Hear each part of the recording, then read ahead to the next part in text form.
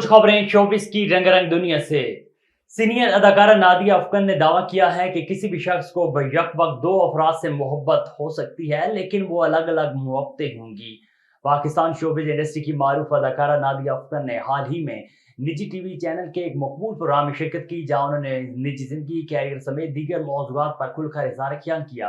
अदाकारा नादिया अफकन का कहना था कि मोहब्बत में मरने की बातें करना बेवकूफ़ी और झूठ होता है, कोई किसी के लिए नहीं मरता। पाकिस्तानी शोबिस इंडस्ट्री की खूबरू अदाकारा यूना जैदी ने सुर्ख साड़ी में दिलकश अदाओं के साथ हुस्न के जलवे बखेर दिए।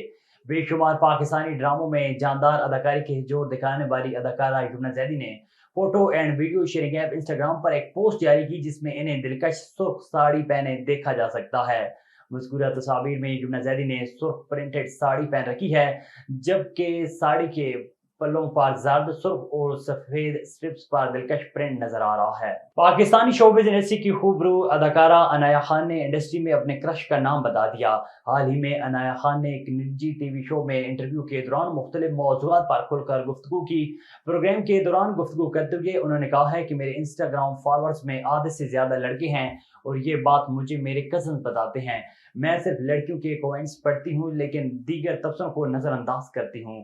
शादी से मुतालिक सवाल पर अनाया का कहना था कि मैं इस वक्त सिंगल हूँ और मैं इसमें ही खुश हूँ। मुझे जैसे ही लगेगा कि मुझे शादी कर लेनी चाहिए तो मैं शादी कर लूँगी, लेकिन इस वक्त मेरी तवज्जो सिर्फ काम पर है।